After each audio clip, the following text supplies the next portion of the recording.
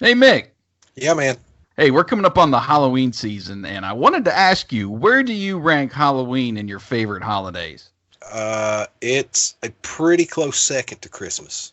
Well, what if I told you that you could combine both of those holidays into one? Well, that would be astounding. How would I do that? Well, ugly sweaters have been like the hottest trend over the past several years to wear around Christmas, but now you can get into the fun early with ugly Halloween sweaters. Well, that sounds pretty fun. Right? And you can find them now at HalloweenCostumes.com. So now let me ask you, what would you want on your ugly Halloween sweater? Let's see. I like skeletons and vampires and witches and Frankensteins and mummies and like pumpkins everywhere. Yeah. Like a whole bunch of pumpkins would be pretty cool. Well, HalloweenCostumes.com has all of those options for their ugly Halloween sweater collection, and even licensed horror characters like Freddy Krueger and Jason Voorhees, Beetlejuice. Get out of here. You say that's HalloweenCostumes.com? Yes, that's the place. You can find over 20 designs in adult sizes and several even in kid sizes. Plus, they've got a slew of fun Halloween costumes and accessories as well. Well, when we finish wrapping up this podcast today, I'm heading over to HalloweenCostumes.com and check out all the ugly Halloween sweater designs. See if I can find me one I like. But before you check out, make sure you click on our exclusive TRN promo link in today's show notes, and you can save 15% on your next order. Man, this is going to be a great Halloween season, maybe the best in a long time. Can't wait to get one of those sweaters and put it on and go downtown for Scarecrow Alley and stuff. Maybe I'll find me like a skeleton or like an ugly black cat. Ooh, no. I want a voodoo skull sweater. No, bigger than that. I want Freddy versus Jason. Yeah, or maybe they got one that looks like Castlevania. It sounds like it may take Mick a while to make up his mind, so we better get on with the podcast. The Retro Network Podcast. Kind of like Home Alone mixed with The Hangover. Pause, time out. All right, I'm doing the Zach Morris thing. Yes. The flagship show for the Retro Network Podcast channel. We've got some fun stuff in this episode. Man, that's like listening to classic Guns N' Roses. Even G.I. Joe fans are like, WTF. Get ready for the latest pop culture news. We've got plenty of recurrent events headlines to get to. Man, can you imagine getting a service that streamed all these old Nickelodeon shows? Interviews. Let me just start out by asking you, what was your Batman experience when it first came out? Yeah, summer of '89, I was very excited. I was a comic book reader. And topical discussions on all that stuff we grew up with and just can't leave in the past. There's so many great memories that I have as a kid, just begging mom to go to the department store. We were the target audience for Sears catalogs. I remember getting them and mom sitting down at the kitchen table and getting on the telephone and making her orders. How have you not watched The Matrix? When I went to the movies, I was trying to go watch a sensitive movie, the ones where you could put your arm around your date. And now, here are your hosts for the Retro Network Podcast, Jason. I like to have pictures with my words. And Mickey. I ain't farting on no snare drum. Oh, man, we are back after 2 weeks. It feels like it's been forever. I'm having podcast withdrawals. Well, it's been too long. How you been? I'm not going to go as far as to say I'm having withdrawal because I truly enjoyed my Sunday last week focusing on nothing but football. But I have missed getting to talk to you, though. Yeah, it was a fun trip. But yeah, I was man, I need to get back in the saddle. We need to talk now about RetroCon and all those fun things that happened in the week off. But we are back. Thanks everybody for tuning in, and I hope you enjoyed the streaming scheme podcast that we had in the meantime. But you've got Jason and Mickey here back for our regular TRN podcast for this week. And RetroCon, man, now you're talking about withdrawals. I'm going through some major RetroCon withdrawals right now. Well, I've not got to go in 2 or 3 years, and I'm still having withdrawals from just the last time I went. They had record attendance this year. That's great, because I want to see them continue to have it, not only have it every year, but to grow it every year. And record attendance is a good sign. Yeah, that was the first year that I've actually had to wait in line. We got there, I guess it was right at when they were opening. We had the passes, so we got in an hour earlier than everybody else. But there was still a line down the sidewalk And so we're standing there, and my buddy Wyatt's with me, and his ringtone on his phone is the Ecto 1 siren. So I heard it all weekend. But so we're standing there, and we hear the siren go off, and he kind of looks down at his phone. And he's like, wait, what? And then it starts getting louder, and we start seeing the lights. And here comes an Ecto 1 down into the parking lot there and made a beeline straight for us. You remember in the movie how hard that thing corners, and you think the thing's going to tip over? Mm-hmm. The dude driving it was driving it just like it was in the movie, man. And the siren is blaring, and everybody's kind of cheering in line, waiting to get in. And he pulls up. I guess he was running a little late, wondering where to park the thing. But the siren, he walked in to figure out what was going on, left the siren blaring. It was probably the only time that you're going to hear that noise or hear a loud noise, and nobody's going to care, Yeah. Hearing that Ecto 1 siren. Oh, it was great. Was it a really good Ecto 1, though? It was good, yeah. Now, my buddy Wyatt will tell you it wasn't exact like the one in there. And I know it's hard to find that exact car just based on the tail fins and the tail lights, how that all works out. It was really close, though. And they had the gurney with all of the, proton packs to pull out, and it was great. Well, when we go to the local cons around here, you have a local chapter of Ghostbusters who are in like a 79 Eldorado station wagon that they've painted up. Now, while it don't look like the original, it looks pretty cool in its own right. But yeah, no, this was the Caddy, but I think it was maybe a couple of years off or something. So it was very, very close. And oh gosh, it was great. I just love looking at those vehicles too. They had the Ecto 1, and they had the A-Team van, and they had the DeLorean, and they had the Jurassic Park Jeep. You could all sit in those and get your picture made with those. It was great. Well, I know you're relatively close down in Pigeon Forge in Gatlinburg, Tennessee. Have you ever went to the movie show car museum there? I have not. You need to go. I definitely want to go there. I need to send you the pictures I took the last time I was there. It's been it was a year ago. I took some great pictures. I can't remember the guy's name now. George Barris. It's his museum of all the cars he created. He's got everything: the Jurassic Park Jeeps, the original Batmobile he built, the Munsters. He's got the Munsters car too. Yeah, he's got the Munsters car and the Cadillac Dragster that Grandpa Munster had. But the one you would really like is the whole cockpit that they used to film the 1989 Batman. The shots from over his shoulder, looking at all the panels. That's its own thing. It's its own film set thing, and it's there. So, but I'll send you those pictures.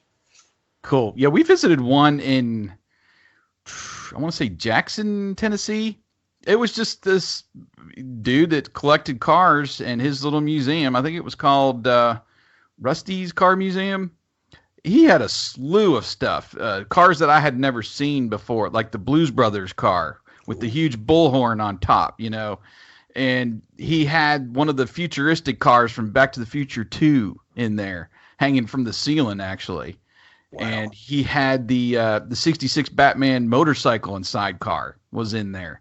And just a ton of cars. And that's all it is. You just walk in. I don't know what it was to get in. It was relatively cheap. And he, I guess, rotates one sitting out front. He had the old 70s Camaro Bumblebee sitting out front from the newer Transformers movie when we pulled up and walked through there. And he's like, yeah, I got several more in the warehouse. I just don't have the space for.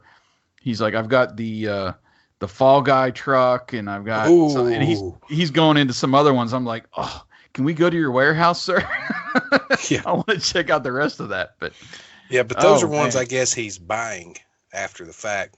The ones at the Barris Museum are ones that Barris built for the movies. He designed and conceptualized. This guy, he's bought. Some are, they're made from scratch, but there's some that are actually screen used in that museum. Some from Fast and the Furious, and I think the one from Death Race was in there. He also has the Wayne's World Mirthmobile. Gremlin? Oh, yeah, or it wasn't a Gremlin. That was a Pacer, wasn't it?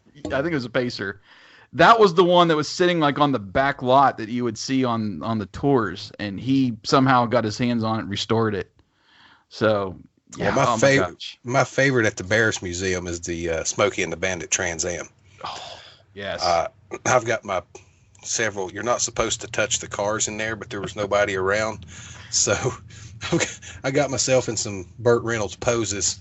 I took the pictures leaning on it, and my hat pulled down low. Unfortunately, we did not have time for me to take my hat off while we were there next to the car, but it is what it is. Yeah. Well, the good thing about the ones at RetroCon is you just pay $5 and you can sit in them all day long if you want. So, like, the one that I did the first time that I was there was the DeLorean, and it's tricked out full Back to the Future.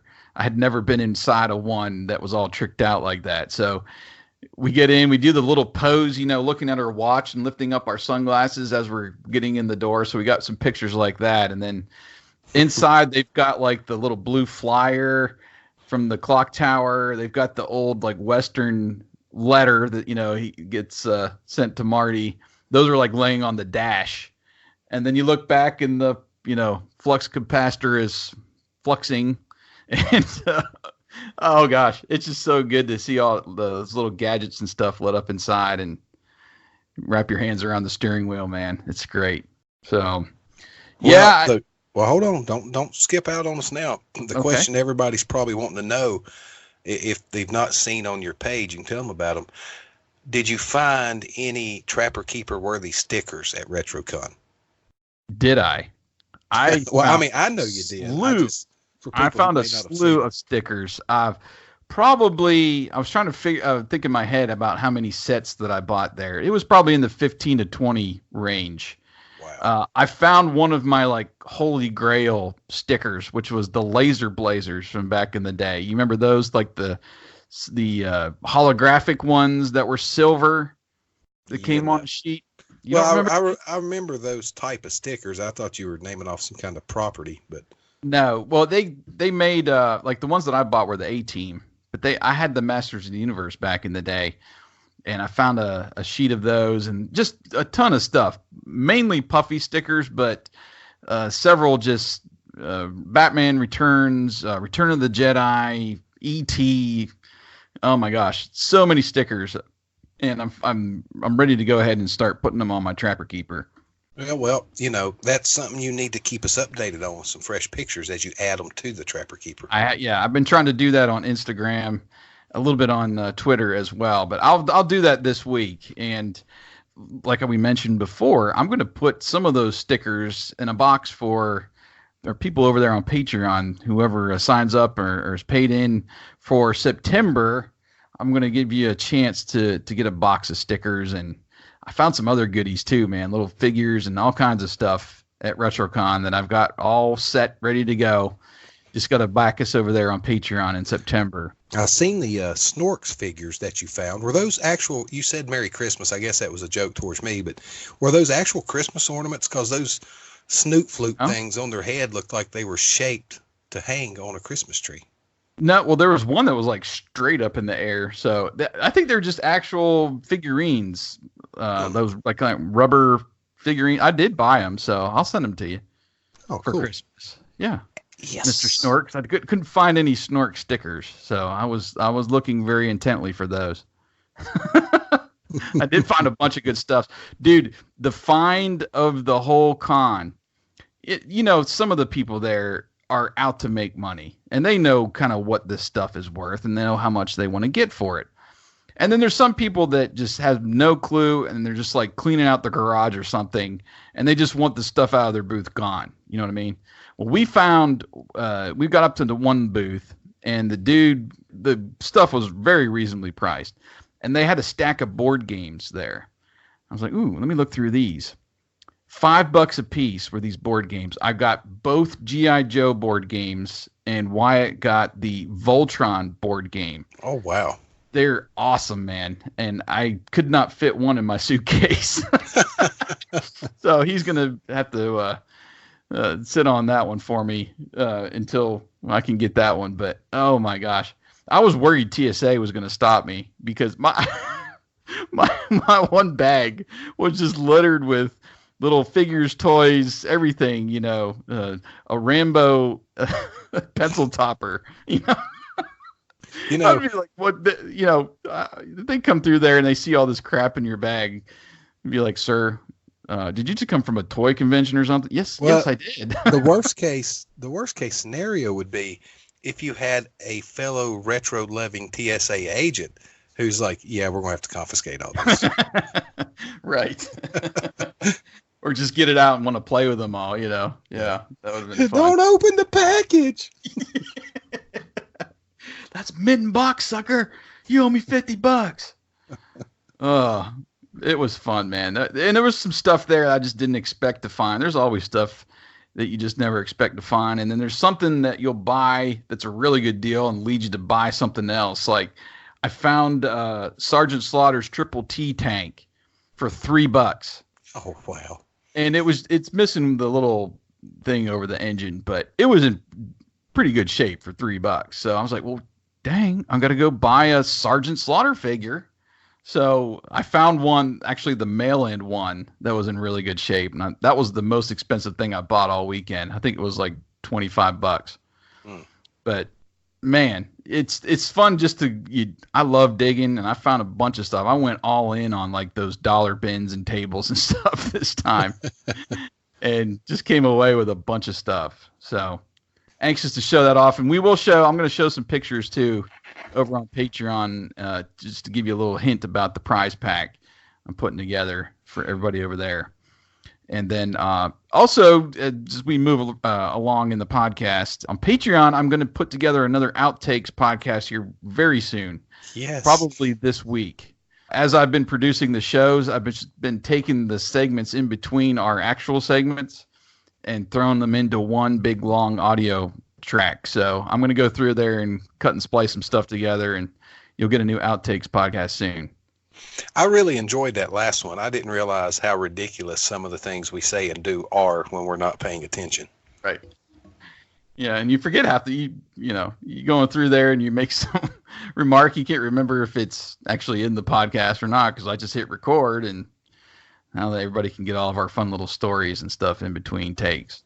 So, all right. Well, man, again, good to be back in the saddle. Coming up on the TRN Time Machine, sponsored by Retro Days. I got a little inspiration from RetroCon, so we're going to talk about our own collections this week and some of our most prized valuables and collectibles that we have in our collections. And we're going to actually take some pictures of those and show you a little bit over there on Patreon and for everybody into our own collections and Mick's retro museum, as he says all the time. He's adding stuff too. So I'm excited to talk about that. Yeah, and most of my most valuable possessions of that they're valuable for the nostalgic value. I've got some things that are worth, money, but those are the least important in my collection to me. Everything that I have it has a story. Just like everything on the site, it has its own story and its own personal story, and that's why it's valuable to me. Mine are the same way. Most of my stuff is worthless, so. And speaking of stories, but it's worth to me, yeah. And speaking of stories, we want to hear your story. The September essay contest is still going on right now over at theretronetwork.com, and you have through, as you're hearing this, right around a week left to get your entry in, and you can go to theretronetwork.com, and right at the top there's that pretty blue and yellow banner that you click on that gives you all the details how to enter. I've heard from a lot of people who are still working on their piece, so we're looking forward to a strong finish to the contest this year. Yeah, get those in, and Mick's got a goodie pack for those separate from Patreon that he's going to send out to the winner, and we're going to all vote here, everybody on the staff, on the best article and give you a chance to keep on writing for the Retro Network if that suits your fancy. How do you like that phrase? Suit your fancy. What is that, from the 50s? I don't know. I mean, I'm cool with it. I like old stuff, but something like that. Something like that. All right. Well, let's move on with the podcast and get on to our many recurrent events that we missed in the past 2 weeks. Well, Recurrent Events is sponsored by HalloweenCostumes.com this week. And now through September 28th, you can get 20% off all kids' costumes. And we're going to have that link here in the show notes this week. And we're also going to put our exclusive link for 15% off your entire order if you want to take advantage of that now through October 31st.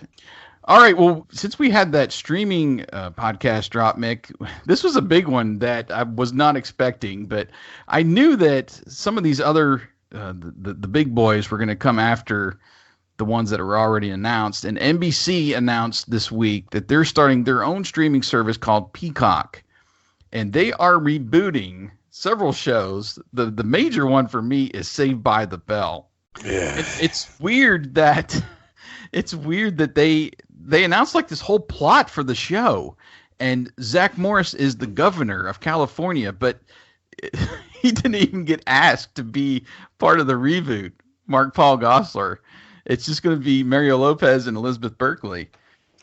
Well, I love Saved by the Bell. You know that. Everybody listening knows that. I don't need a remake of it, though. I mean, we've seen them go to college. We've seen the new class. Yeah. If you want to give me a Saved by the Bell show, Zach as governor is the show I want. Right. I'd like to see him at a debate, not answering questions and turning around going, time out, and just talking to us, the viewer. You know, we've seen all this other stuff. And you said you didn't see this coming. Now, we didn't see the announcement before we recorded the streaming show, but we should have seen it coming somewhere down the line that NBC was not going to sit by and let everybody just have their way in the streaming world. Right. So we should have known it was coming, just not as quickly as they jumped in. Maybe they listened to the show and said, oh, God, we got to catch up with all these other people Mick and Jason's talking about here. I'm sure that was it, yeah. Well, you never know. Well, they're, Saved by the Bell is definitely retro. And some of the other ones they're going to reboot, Battlestar Galactica. And I had heard that they're going to do a Punky Brewster remake. I think we even talked about it on this show. But we have, apparently that's going to be part of the new app, exclusive to that. So, yeah, Zach as governor, that seems a lot more appealing to me. I mean, I rewatched the full Saved by the Bell up to the college years. I watched 2 episodes of the college years and I was done. Yeah, it's not good. Could not get past that. So I don't know. We'll see what happens with that. Some other exclusive content coming to that Peacock app: The Office, Parks and Rec, Cheers, Frasier, Everybody Loves Raymond, SNL, of course, Married with Children, Will and Grace, King of Queens. And then they're also going to have some original Universal Pictures and DreamWorks animated movies. And that's coming, the app is coming April 2020. No cost yet on that. But this is what baffles me. And I can't predict what shows are going to be on what app anymore. Because why is Married with Children a Fox show and Everybody Loves Raymond, a CBS show, going to be on the NBC app? Well, I can explain that for you. When those shows are created by a production studio, the network buys the rights to air them in first run, just like they later sell the rights to syndication, to TBS or whatever. So it's the production studio, regardless of what network it originally aired on, those rights are no longer being paid for by that network, and they're open for the highest bidder.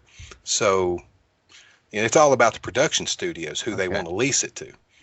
That's why when I first got into the world of streaming, I was confused too, because why is Wings on the CBS app and not an NBC app? Right. But it all goes back to the production studio. And it just dawned on me one day. I'm like, well, Dukes of Hazzard was a CBS show, but it was on in syndication on my local NBC affiliate every afternoon when I was young, while it was still airing new episodes on CBS. So it's just a production studio thing. But this is a great example here, though, of the point I was trying to make during the streaming podcast. These big guys keep getting in, and the battle lines are definitely being drawn now as far as, if you want this, you have to have this app. Right. In the previous years, the beauty of Netflix and Hulu was you got some of the best from networks across the spectrum. You had your NCIS and stuff from CBS and you had your Parks and Rec from NBC, both on the same streaming app. Yep. Nowadays, we're getting closer and closer, and unfortunately, I think it's happening faster than I even could have imagined, that we're getting so segregated on these apps again. It's going to be like we're back to just having the networks. It's like you got CBS, you got NBC, you got the Warner Brothers app, you got Disney, pick your side, and that's what you get. And you're going to get it the way they want to give it to you now. Now that these big guys who have owned these networks their whole life are going to be owning the biggest streaming options and withholding, and they can outbid other streaming services for exclusive content. So, and that's the future. It's just the normal television medium we grew up with is now moving to a streaming model. And there will have to come along a whole new option for us to get back to why we started streaming in the first place, I'm afraid. I'm afraid it's going to get to the point where, okay, I want to watch this one show, I want to watch this one show, and this one show, and they're on 3 different apps. So then what do? I got to pay for all 3. I mean, it's dumb. Well, I want to say one more thing. It is a blessing within a curse a lot of times. When I first started streaming, it wasn't necessarily to just be able to stream or because Netflix was cool or whatever. I made a conscious decision that I was watching way too much television, and it had gotten to the point where it was, I would love to go out and have a drink with you guys, but CSI's on tonight, Mm-hmm. So I started streaming with Netflix, and it's like I can watch what I want when I want, but not everything I want's here. So you learn to discover new shows you never gave a chance to and find some new favorites. So, That's right. You pick one and go with it. It's got a lot of what you're interested in, but what you don't realize at the time is it has a whole lot more that you didn't know you were interested in too. Right. That's the beauty of like going back and watching shows that have already completed, that they're done and gone, and there's not new programming coming out. So, maybe you want to go back and watch Will and Grace. Okay, well, as you cycle back around to the NBC app, I mean, I'm just using that example, but I'm just saying, it's not like they're producing new stuff. It's just stuff sitting there waiting for you. And whatever show you're like, I've been meaning to check that out. And well, I don't have it on Amazon. I'll get NBC for a couple months and go discover that show and watch that, for a while, and then come back off that. And we're going to have like multiple accounts now, which kind of sucks. Well, you have an account for every app. One of the points of the streaming model and the cord cutting. A big reason a lot of people cut the cord is to save money.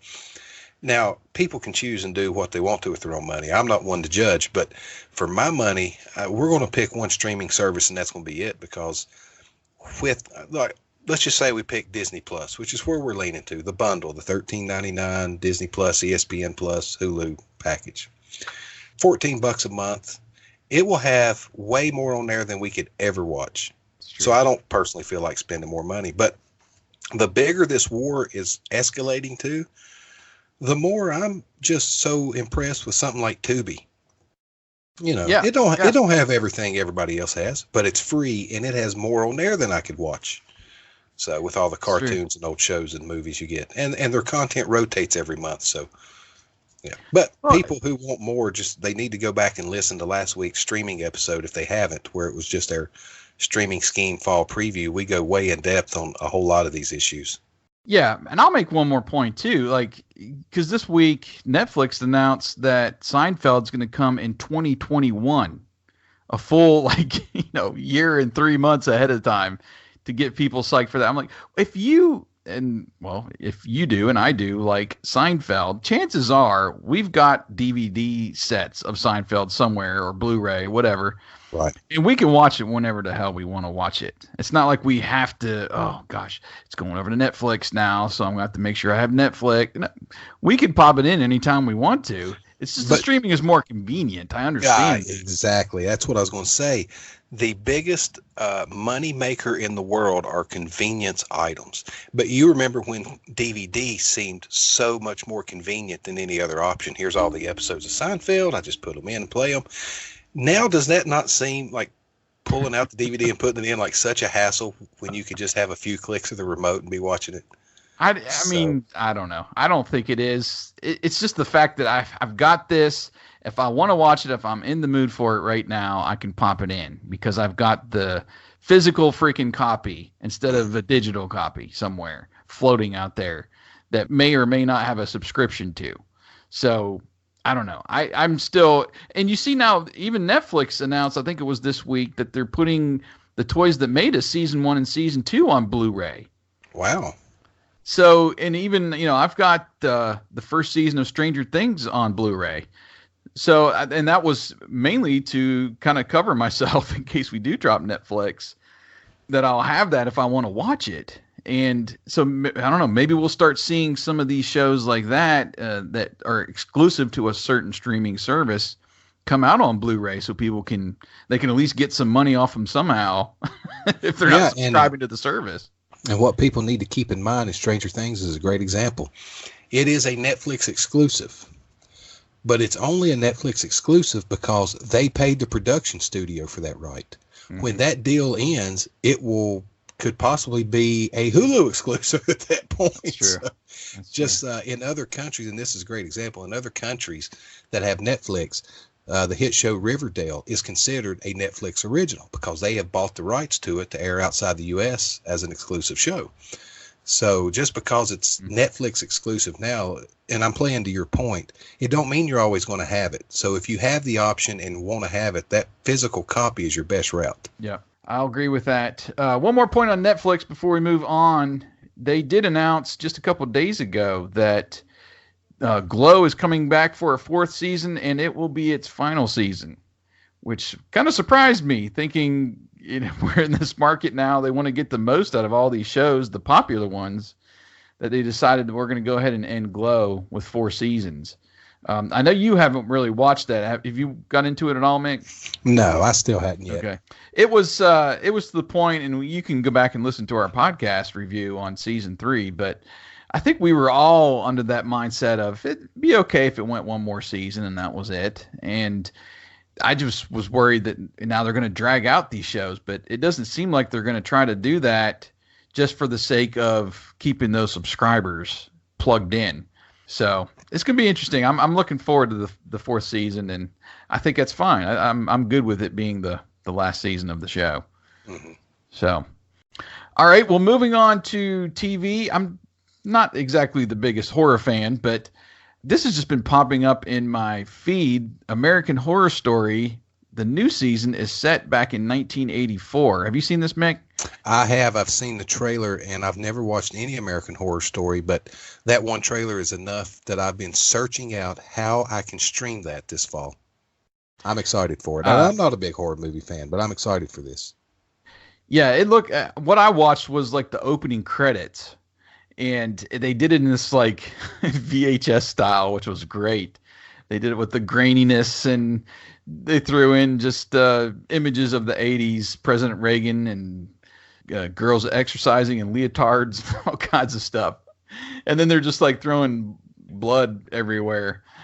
It was great watching the credits. I'm not sure if I'm going to seek it out, but well, the video I watched, it looked like a classic movie you'd see on USA's Up All Night. I mean, just the colors, the guys wearing the headbands and the fluorescent shorts and stuff. It was glorious.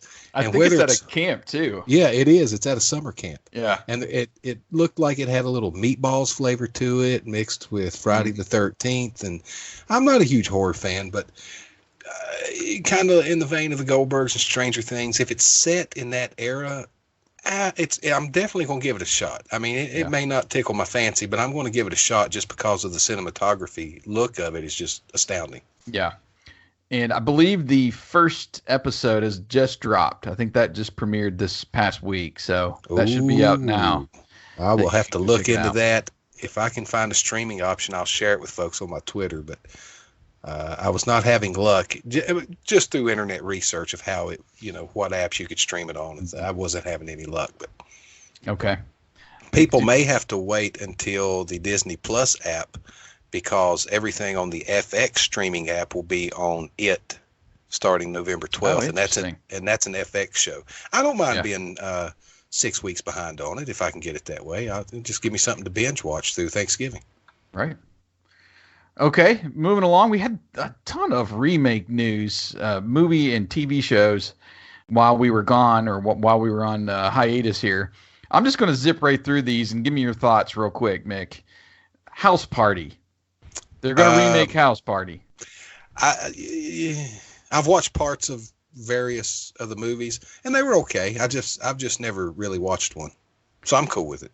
I've gotten no real input into that. I probably rented it once back in the day, but I don't remember anything about it. So if you want to remake House Party, go for it. I couldn't believe this one. Face Off, which was the John Travolta, Nicolas Cage action film back in, I don't know, that was got to be like mid or early 90s. Yeah, I couldn't tell you. Can't remember. Have you watched that one? What do you think? No. Oh my gosh. It's just, I don't know. It was like, I remember watching it several times. I think we owned it on VHS, and it's just ridiculous. And Nicolas Cage at his Nicolas Cageiest, I'll say. You've got to put that one on your queue, Mick, to go circle back to, just for the fun of it. I mean, in the vein of, have you seen Con Air? Yeah. Okay. It's like one of the 10 best movies of all time. All right. Well, I wouldn't put Face Off like up with Con Air, but that was that era of Nicolas Cage at his peak. You know what I mean? Yeah, I remember that era because you had it and like Broken Arrow and Con Air and stuff. But I've just not watched it. Broken Arrow. That was Travolta, right? With who else was in that? Howie Long. Christian Slater. Slater, that's right. Oh my God, I haven't watched that in forever. Well, I've never watched it. I just remember it was out around the same time. yeah, about the same time.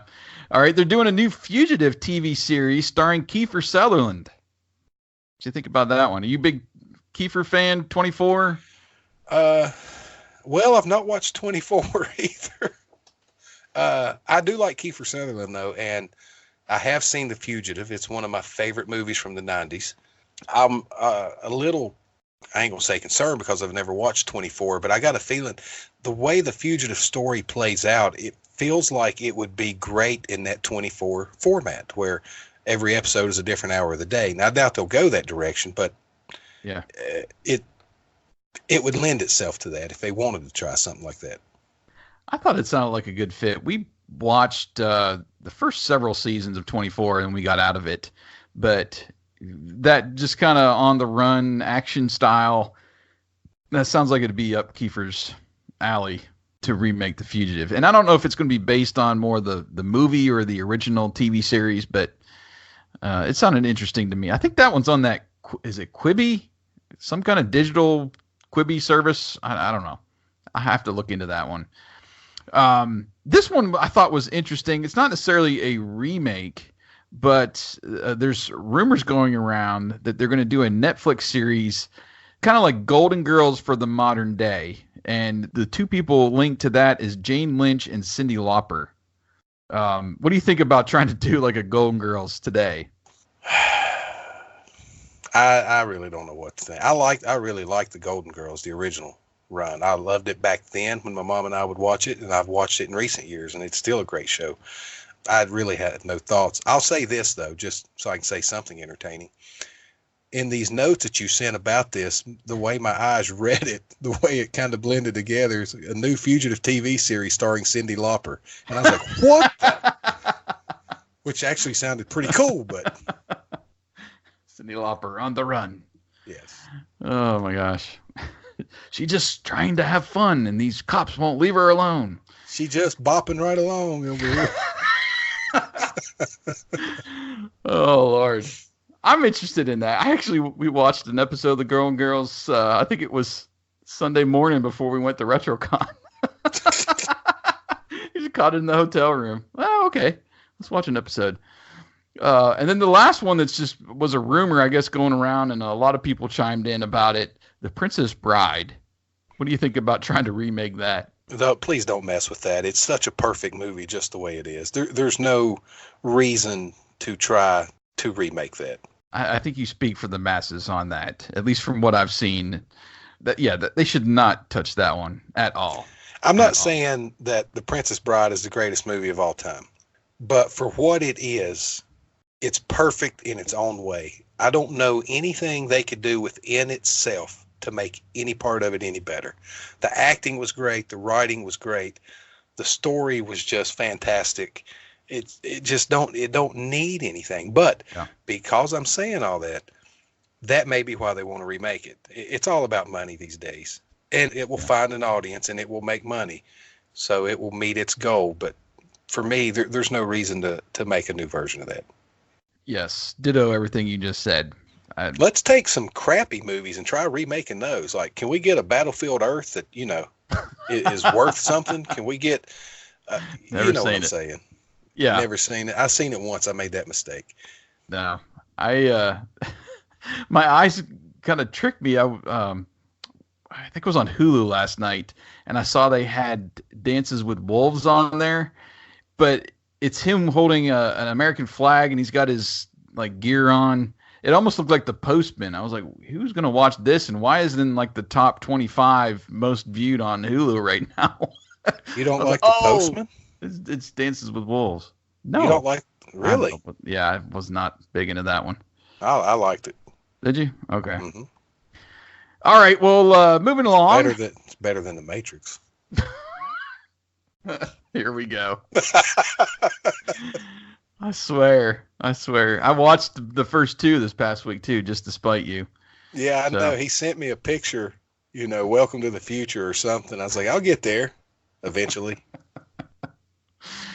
Welcome to the real world. There you go. That's what it was. That's the line. Anyway. All right. Here, take this little blue pill. It's like a Pfizer. No clue. It's like a Pfizer commercial. Wrong blue pill. Yeah. All right. Moving along. Well, both of them make life more exciting. I mean, there are some correlations there. Very true. All right. Moving along. We had some sad news over the last couple of weeks here. We lost two rock icons, Eddie Money at the age of 70 and Rick Ocasek of the Cars at age 75. Both passed away this I guess within just the last few days. Any thoughts on that? Were you connected with Eddie Money or the Cars? I liked a lot of Eddie Money stuff. I was never into the Cars though. I was kind of the opposite of that. I've got a couple albums on vinyl from the Cars, and I always dug their music and went right out after I heard the news. I think we were it might have been the last night of RetroCon there when Rick Ocasek passed away, and like put my top 5 Cars songs out there. And he didn't sing them all, but he was, when you think about the Cars, you think about Rick Ocasek. So yeah, that was a hit kind of hard. Eddie Money had some great songs, man. 2 Tickets to Paradise. I just heard Shakin' today on the radio as I'm at work. So yeah, those were 2 pretty big rock icons there that we lost in the past week. And everybody's just, every time somebody like the bigger names start dying, you think, okay, who's the next one? Who's the next one? Because they always go in threes. Have you heard that? Yeah, I've always heard that. So I'm like, people, just shut up. You're going to jinx it, man. Just let the people rest in peace. We don't need another one to go. Somebody told me, if I had to bet money, Go ahead. I had to bet money, I'm always putting my money on Keith Richards. That dude should have went like 400 times in the last 10 years. He's Very always true. the next one on the list. Very true. Well, somebody like tweeted at me, somebody get eyes on Huey Lewis or something. I was like, if Huey Lewis goes, I'm taking a day off work. That's gonna hit me hard, man. I will take a day off when Huey passes. Oh gosh. All right. Well, let's get off the the morbid talk. Let's go on to some toys. Now, there's this ongoing battle between Friends and Seinfeld, it seems like, for the greatest television show of all time. I think, both lean more towards the Seinfeld route. And if you remember, just a couple of weeks ago, we talked about the Friends Lego set they're going to make. And now there's a 30th anniversary Seinfeld Lego set that's reached 10,000 supporters on Lego Ideas. And it's of Jerry's Manhattan apartment. It's like 900 pieces. You get the 5 minifigure set, the 4 main characters, and then Newman. So he can peek his head in Jerry's door there. No official word yet from Lego. You know, once it gets to 10,000, it usually takes them a while to, you know, get the process rolling and come out with a release time and schedule. But I thought that was fun that Seinfeld's going to get its own Lego set. Yeah, more properties need Lego set. Everything needs its own Lego minifigure, and I'm speaking selfishly on that. But of the two, if I had the money, I would rather have that IKEA set that we talked about here a while back, where you make your whole living room look like Jerry Seinfeld's apartment. There you go. Yeah. Well, I thought it was fun too. You could do the diner. I was trying to think of some other, just locations. You could do like the Soup Nazis lunch counter, or something. Kenny Rogers Roasters. There you go. Yep. Oh, I thought that was fun. But if you go over to Lego Ideas and find that set and check the updates, because the people behind it were doing some very fun little one-off pictures. They created the whole cast pretty much, and Larry David in minifigure, and then they made like Kramer's picture, his portrait. Oh wow! And I'm trying to think with some of the other ones that they made. I think they did have one at the diner, like a shot of the diner with the minifigures. But anyway, it's fun. They did a bunch of different little scenes leading up to that to get people to support them. So be looking for that in the near future. And then as we wrap up Recurrent Events, Mick, let's talk about some food. Excellent. I'm always in for food. There's a few things that caught my eye in the fast food world. God bless Kentucky Fried Chicken. They do the weirdest crap, and I love it. KFC, we've had this battle with the chicken sandwich recently with Popeyes versus Chick-fil-A, right? Mm-hmm. You heard, all that. Well, they're throwing their hat into the ring. KFC is going to give us a donut chicken sandwich. This is a extra crispy filet between 2 glazed donuts.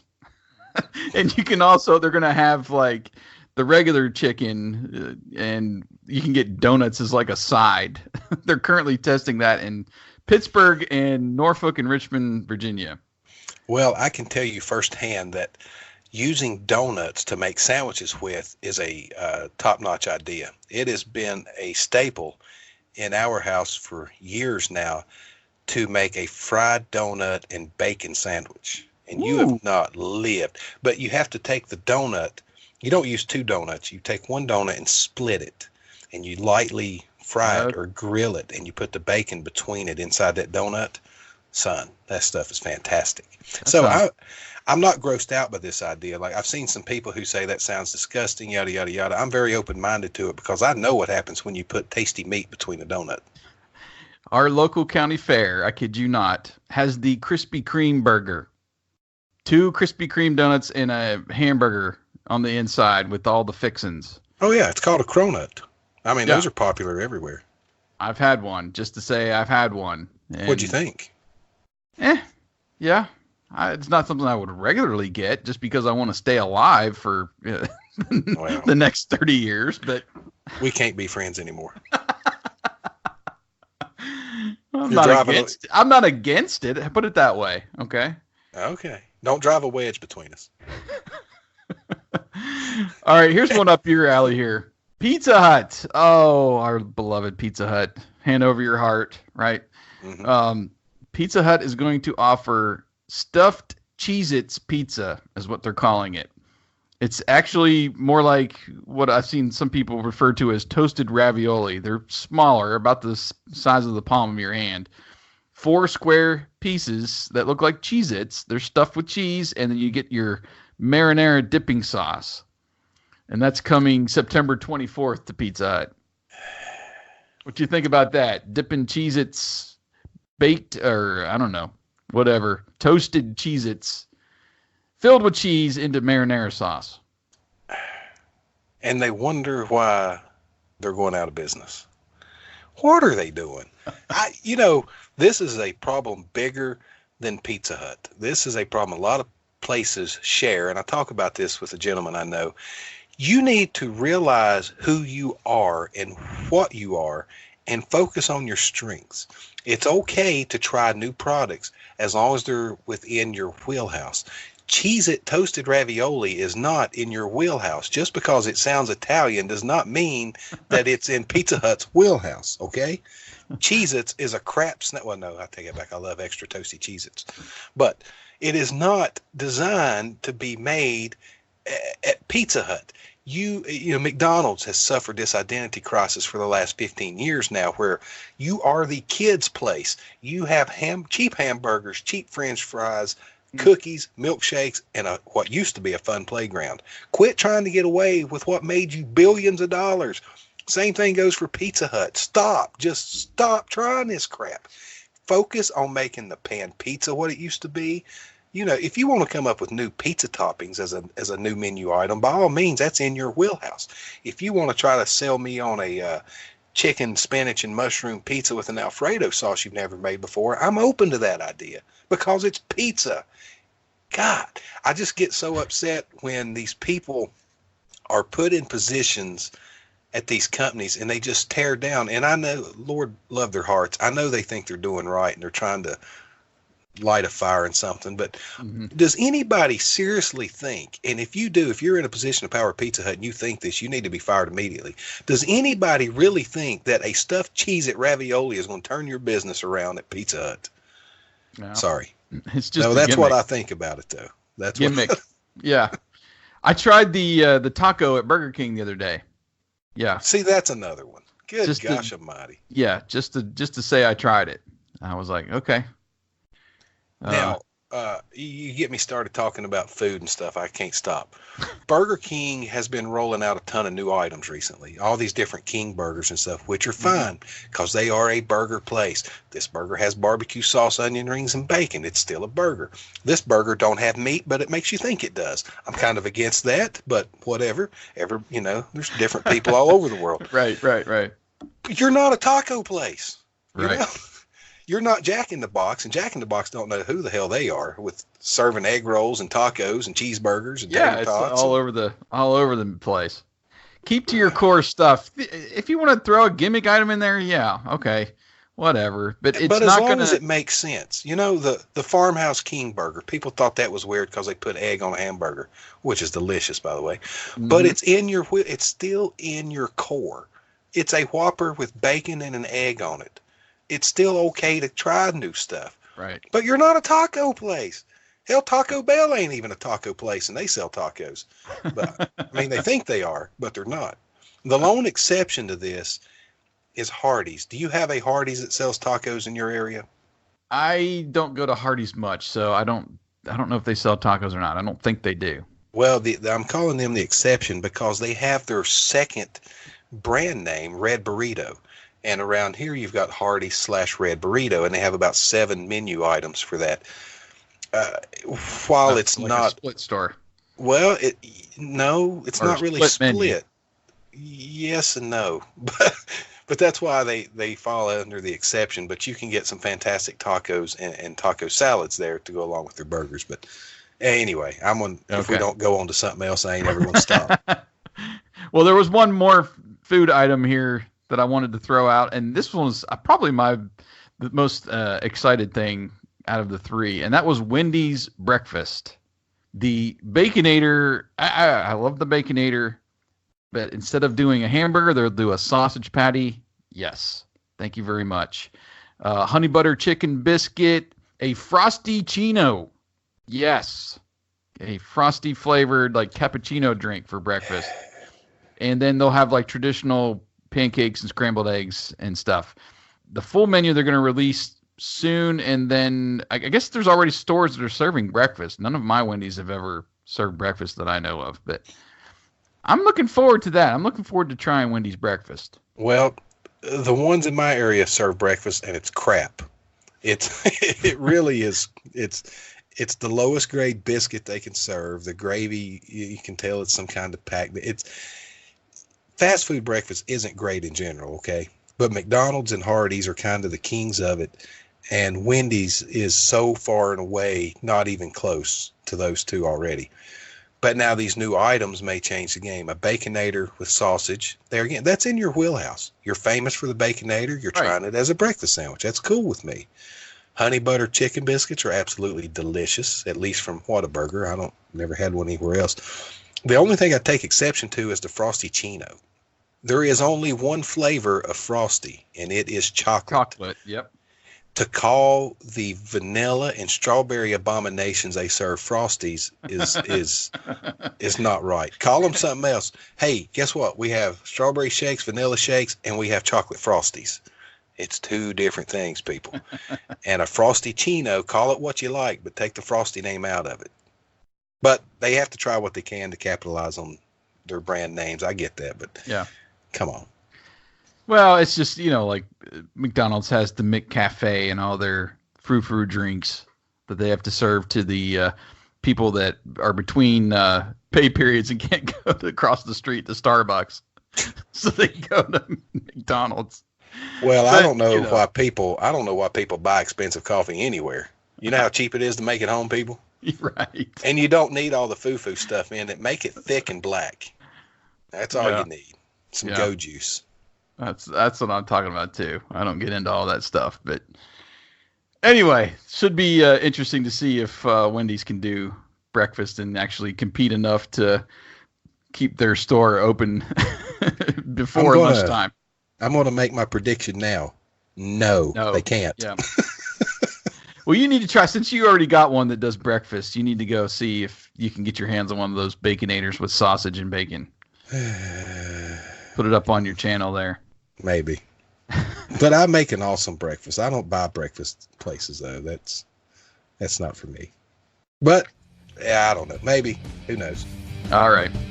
Well, that's going to do it for this week's Recurrent Events. Coming up in the Time Machine, we're going to talk about our fun retro collectibles that we have and keep in our respective museums and safes away from everybody else.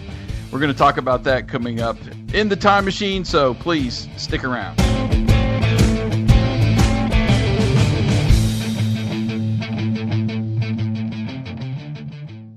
He'll fight for freedom wherever there's trouble. G.I. Joe is there. G.I. Joe.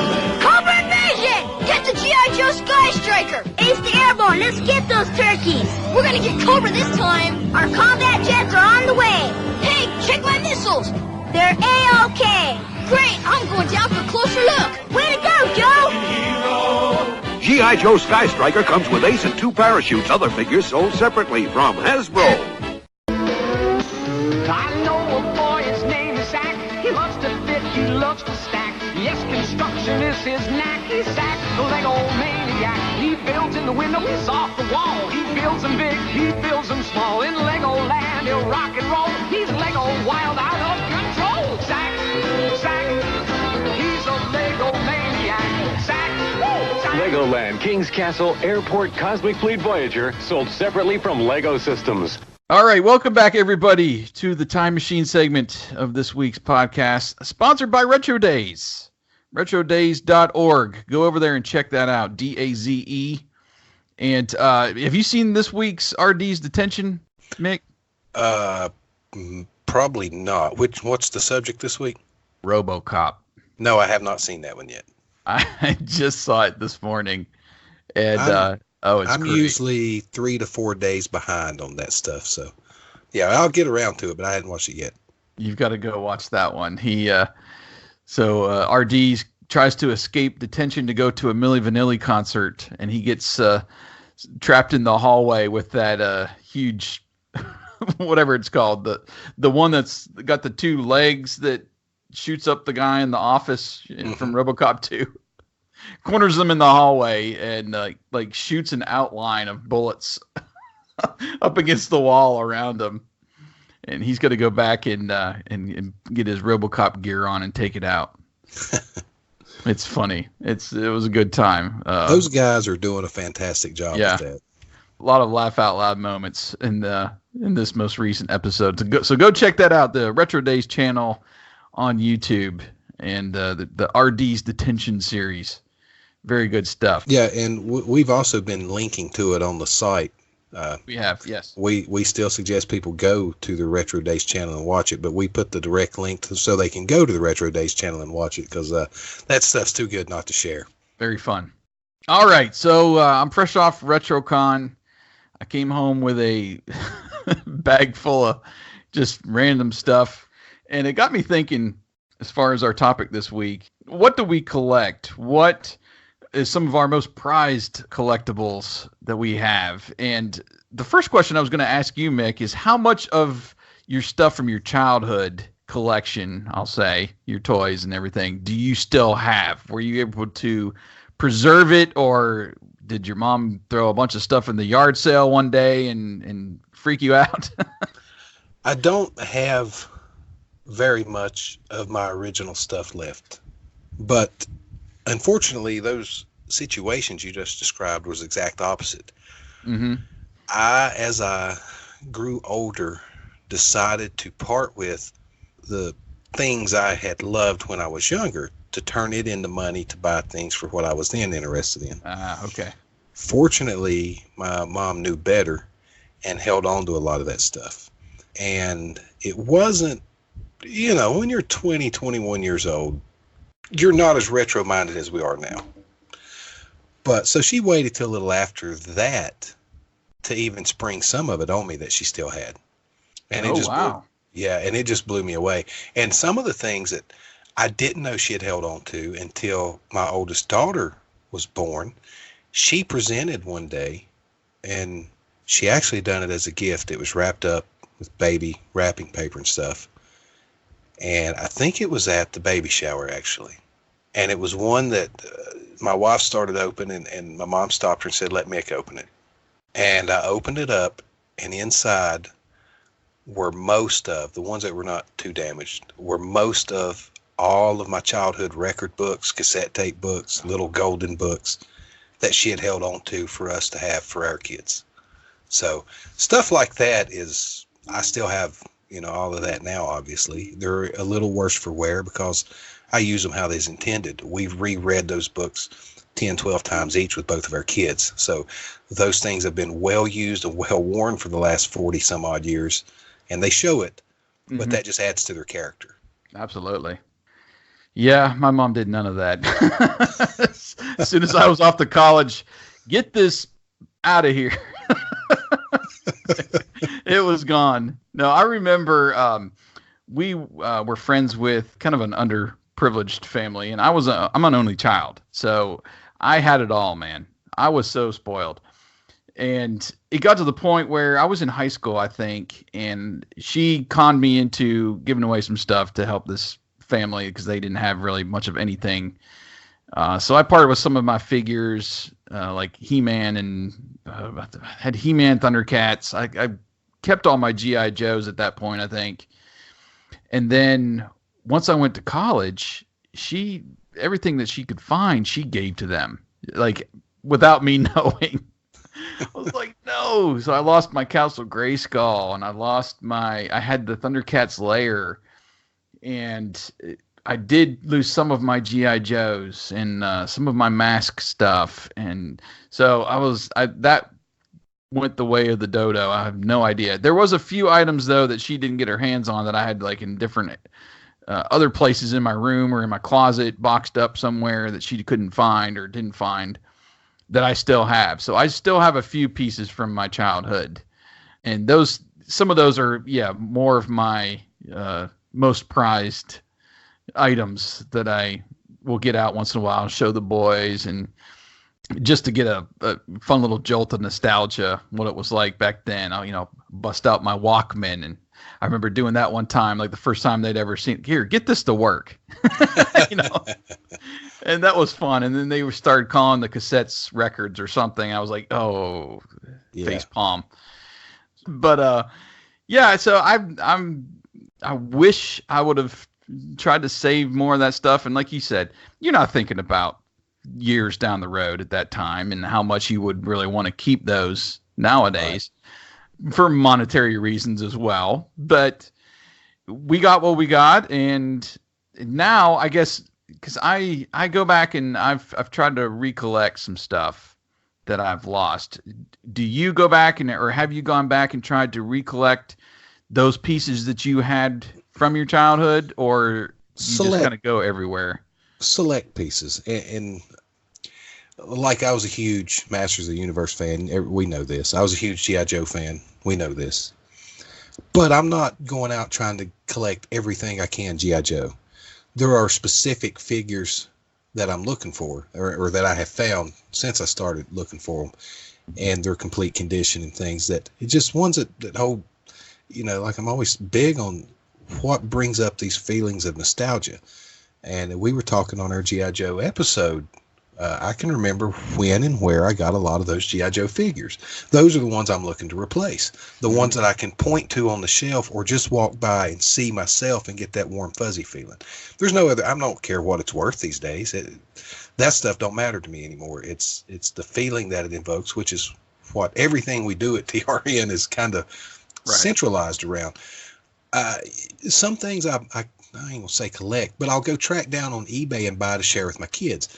We have a video, and I think it's on TRN. I just went and bought some Pogs off of eBay just so I could play them with my kids and introduce them to that world. I've bought board games that I remember playing as a kid off of eBay to play with the kids. But as far as actually collecting something, yes, and you know this very well, I do collect old unopened wax packs of trading cards from the 70s, 80s, and 90s. If we're saying I'm collecting something, trying to get a lot of, that would be it, is the old trading cards.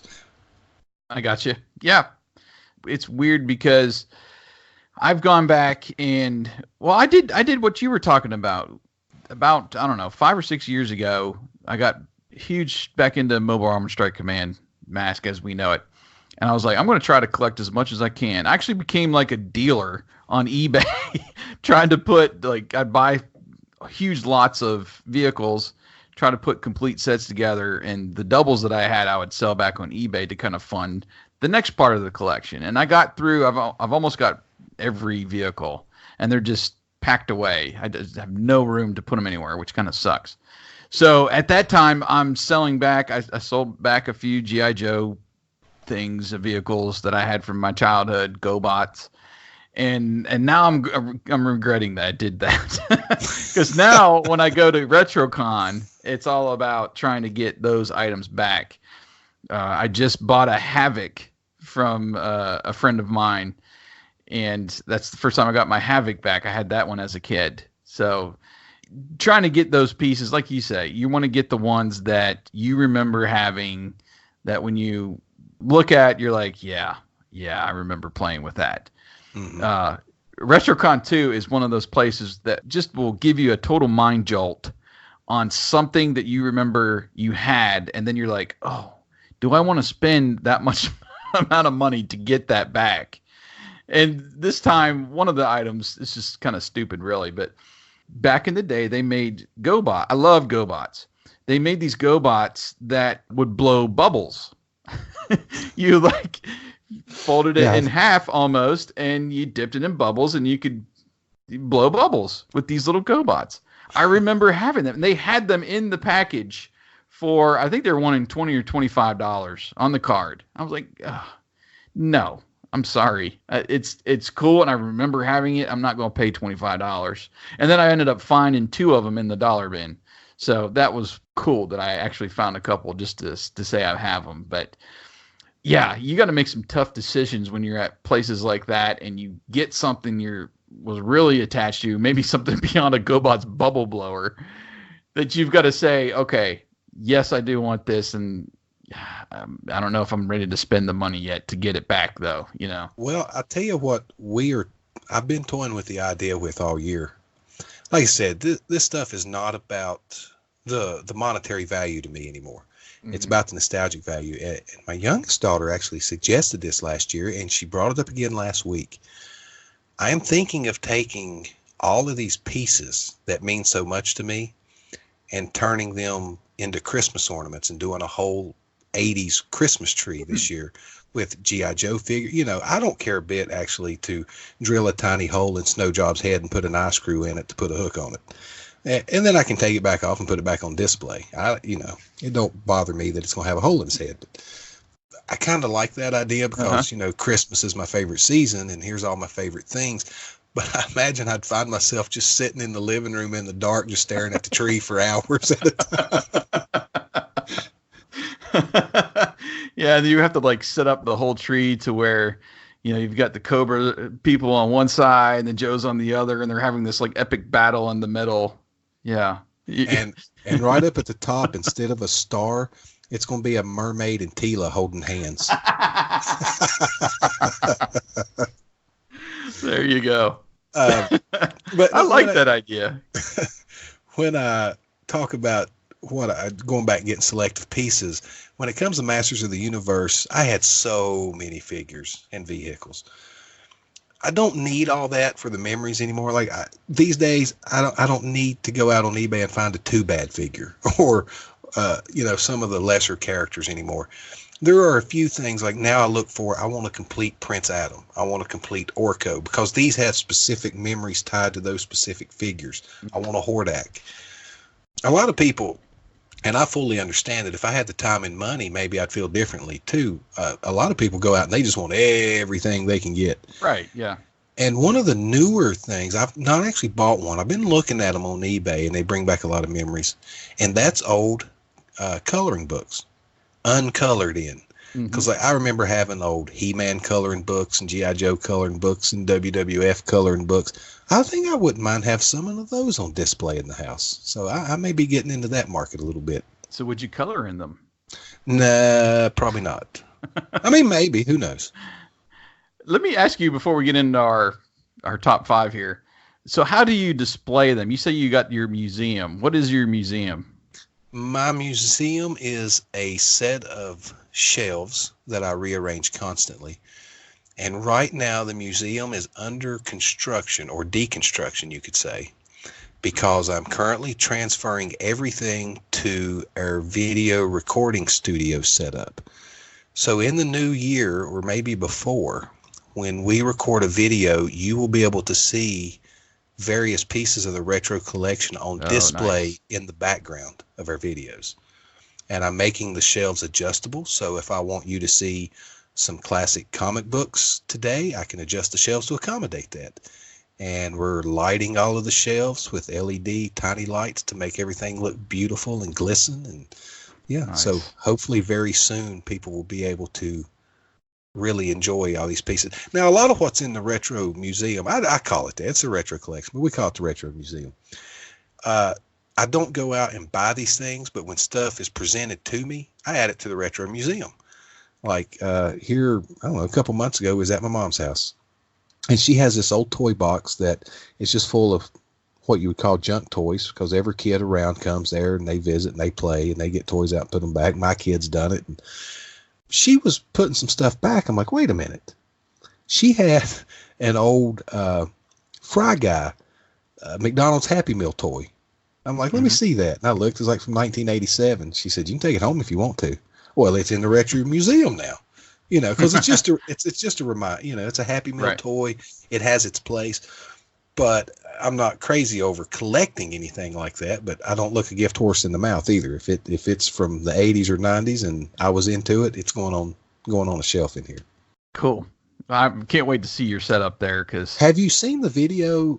We filmed 2, but I think we only posted 1. I don't know if I added it to the Retro Network, but on my old Retro Rewind show on YouTube, I had my youngest with me, and she went to the Retro Museum and picked out 5 random pieces. I did see that, yeah. Yeah, and she just surprised me. I didn't even know what she got, and we just talked about them, and I told her the stories. I may have to do some more of those videos with her, too, because... That was fun, yeah. The fact that it just surprised me I didn't know what she was picking. And she made me close my eyes, and she put it in my hand and set it in front of me. And when we was recording it, there was one, I don't know if it was in that episode or the next one, where I was like silent for a minute, just cause it's a piece I hadn't paid attention to in forever. And, those memories just come flooding back, and I couldn't talk for a minute. And so that was fun. Yeah. It's funny what they think is cool. And then you're like, no, you should have got something else. This is I will say this about the museum though. every single piece I have has a story, a personal story. Just like that Fry Guy thing. It's not a big collectible, but I have a story about it. And so when she puts those things in front of me, I do have a story to tell about every single piece there. Yeah, I wish I had a room. I don't have a room. I don't have half a room to put to put out what I want to put out in my whole collection. Most of it's stored away. At one point, I had a third of my wife's china cabinet, and she finally said enough is enough. So we went out to a thrift store, and I got a display case with 3 shelves that got the glass front. You can open up and slide the doors above, so you can keep it open. And I will move stuff in and out of that some. It's in our living room right now. And I typically do like a Batman level because I love collecting Batman stuff.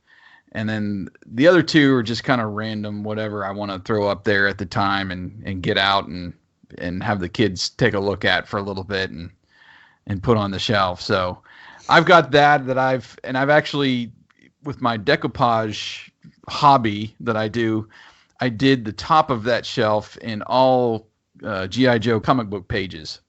So that was fun. That was kind of like my first project doing that, and it turned out pretty well. And I wanted to do the sides. I never did get to the sides, but I did do the back of the shelf. So when you're looking at the stuff on the shelves, like back behind all the Batman stuff is a bunch of Batman images. And in the middle, I think I did Star Wars, and the bottom was just random kind of 80s stuff. But that was fun to do, to kind of make your own little display case instead of just, buying something from Walmart and putting your pieces in there. You're making it your own. I still have a few glass collectibles in the china cabinet, just very few though. Have you seen when Adam posts pictures from his retro room? I've seen, yes. Man, that place just looks amazing. Yeah. We need to get him as part of this podcast. We may have to get him to post repost some of those pictures on his Twitter or Instagram page or something, because he just has an awesome retro room. It reminds me of like a KB Toys, because when you walked into KB Toys, it seemed like the shelves or the walls on that thing went all the way up to the ceiling, and there was like pegged figures, card backs on pegs all the way up to the ceiling. And there was like no room to move around in those little aisles in KB Toys, I didn't think about it when we started talking about this, but I had a room in the first house the wife and I lived in when we got married that was nothing but wall-to-wall, floor-to-ceiling toys in packages. And I was big into collecting action figures then, but then we was going to have a kid, and I sold it all for a bunch of money because I had to have that room for a baby nursery and buy stuff. But it was literally wall-to-wall, floor-to-floor, in package action figures. And I had some shelves in there that was full of stuff, and oh my God, I even had other, I ain't gonna say weird stuff, but I had from Austin Powers 2 movie at Spencer's Gifts, when you'd walk in there for a while, they had those life-size cardboard stand-ups that talk to you. I bought those from them, the Dr. Evil and Austin Powers. Nice. So when you'd walk into the room, they'd start talking to you. Welcome to my lair. Does it make you horny, baby? You did that too well, man. And I had a Darth Vader one too, same way, life size from different one. Oh no, it wasn't a Darth Vader. I had the Darth Maul from the Phantom Menace, life size. Wipe them out. Oh man, those were some great collectibles back then. I still have a lava lamp I bought from Spencer's. Oh, my daughter loves lava lamps. My oldest, she's got one in her room. It's fun stuff. All right, well, let's get on to it. We talked about enough of our setup here. What is one of your favorite items in your collection? An honorable mention. My favorite antique would have to be my wife. God. I hope you have a comfortable couch, sir. I'm serious. Don't worry about it. You're serious? let's see. One of my Remakes. prize collectibles. I don't even know how to rank these things because they all have special value. I'll just start with one of my prized G.I. Joe figures that I have complete, and that is a snow job figure, 100% complete, not in the most pristine condition, but it's one of my favorite pieces because it is one of the very few pieces of my G.I. Joe collection of my G.I. Joe that I owned originally. I've owned that snow job since, I was really young. And we had this, he was one of my favorite characters because we had this long sloping chair in front of the fireplace. I don't know, it was almost like a racetrack feeling thing. And I'd put him on those skis and I'd run him down there and over the humps and stuff. I used to wear that figure out. And I've got it kind of front and center on one of the shelves in there. And my kids will start to get it. And that's one of the few pieces I'm like, no, don't touch it. Because, the plastic gets brittle. I don't mind them touching stuff, but let's just not chance it. Let's just look at him. If anybody's going to play with it again, it's going to be me. Well, like I said, my first pick, I'm just going to stay in the G.I. Joe world. I just recollected that Havoc, and that was one that I had as a kid that I loved. It could just take the thing apart, and it had tons of missiles on it. You take that little hovercraft off the back, and you can put, 2 Joes up front, lay them down in the thing. That was really one of my favorites, but it's the Sky Striker that I still have from my childhood. Oh, yes. I've still got all of the missiles for it. A couple of the little doors and stuff where the landing gear comes out, those have come off, snapped off, whatever. And the canopy itself won't snap on anymore. But I still have the Ace figure and his little half of a helmet that goes with it. Wow. I don't know how I've kept that part of the of it together. Because you could just turn them upside down and the thing falls off. I don't know how you still have that either, because that is one of the most lost accessories in the history of G.I. Joe right there. Right. And the only thing I can think of is I kept them in the cockpit and kept it closed or taped shut or something all these years to keep that. But yeah, just that sound. Oh, I wish I should have grabbed it before I came in here. The sound of going, putting the landing gear up and down on that thing is just so satisfying. That real clunk. Toys clunked back then. Mm-hmm. Yep, they did. And just hearing that sound is like, yes. Oh, yeah, it just takes you right back. But yeah, I keep that thing right on top of my display case out there, and my Havoc and my Triple T now is parked right next to it. So I'm getting an arsenal, of G.I. Joes back now. And that was that's the main piece that I still have from my childhood. I have a couple other from my childhood that I'll get to, but that thing is just that's one when my friends come over, they're like, oh, let me see this. I'm like, just be careful. Well, my next one is a two-way tie because they kind of go together.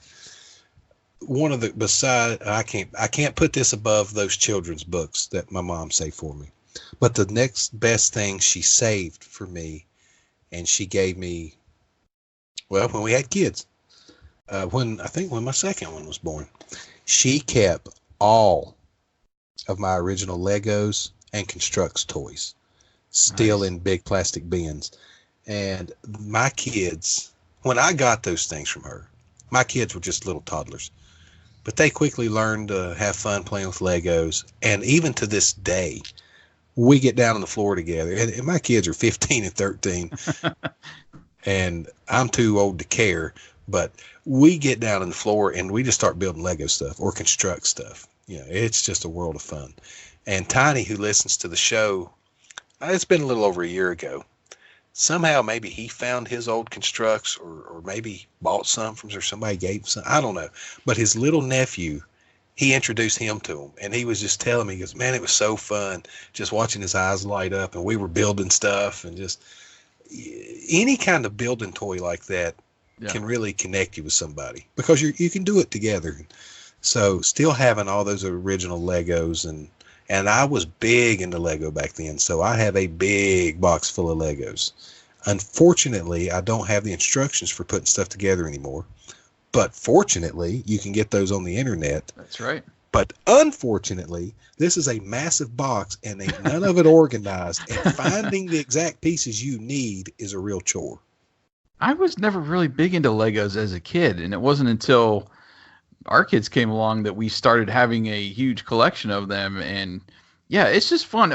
Somebody gave us a box full of the really big hard plastic Legos blocks, or what, I don't know, whatever you call them. They're not Lego brand, but they're the huge ones, you know.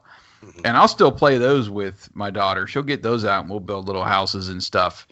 She loves playing with those. So yeah, it's just something about being able to create something, you know, on your own, or, you know, follow the instructions to a set, whichever one you're doing. Legos they're just classic, man. Oh yeah, I love my Legos. Really good stuff there. All right, another one for me that's probably my most, even above the Sky Striker, I would say, because it's just so random. And you know, we've been talking about my love for stickers and Trapper Keepers and things of that nature. Mm-hmm. I have my 1984 sticker album, and by sticker album I mean it is this book that you put stickers in. It wasn't like, you know, Panini made all those sticker albums back then of He-Man and Voltron and all those. I actually still have my original Voltron Panini album that's not complete.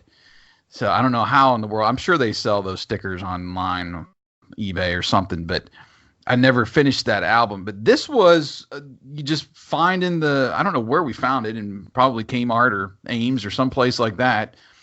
And it's just pages of, all right, you open up a page and it's a certain theme. This is the holiday pages. This is the scratch and sniff pages. This is whatever. And I went through it, it's been several years ago, and scanned those for Rediscover the 80s. Wow. And I'll throw a picture up of the cover and one of the insides, but you can find the whole thing over there. It's just so random, and there's Puffy stickers in there. There's, you know, Master Universe and Knight Rider and A-Team and all these kinds of stickers. And then there's scratch and sniff stickers and random stuff. There's those stickers they look like they had like oil or something on the inside. There's like liquid, you know, and you could move it around. Mm-hmm. And the like holographic stickers we were talking about.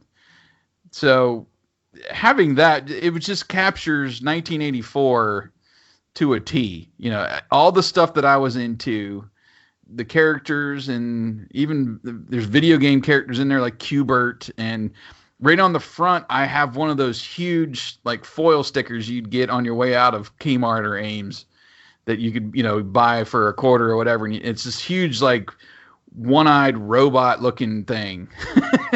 I mean, it looks like RoboCop and Cyborg had a baby, this thing.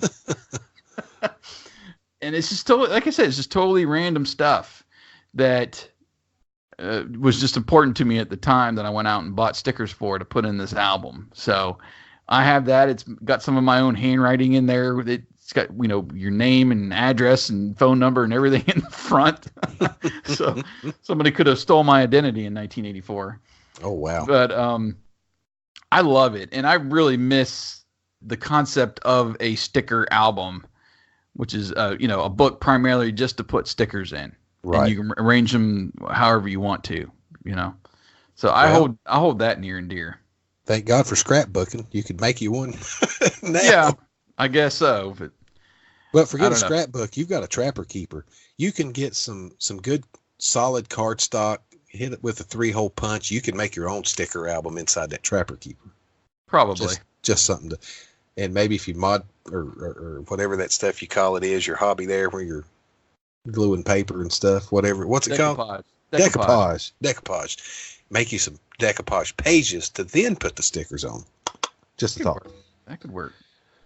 Well, next up on my list, I'm going to have to say you're familiar with the toy Little People, right? Yep. My brother, that was one of his favorite toys because that was kind of a big toy when he was younger. He's my older brother.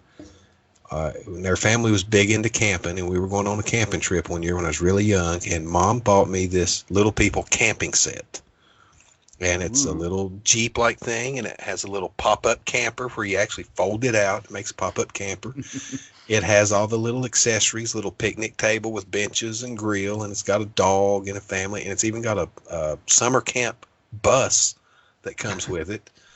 It's all the pieces that go in the pop-up camper, the little bed and stuff. And I've lost a lot of the pieces, but I still have that whole set.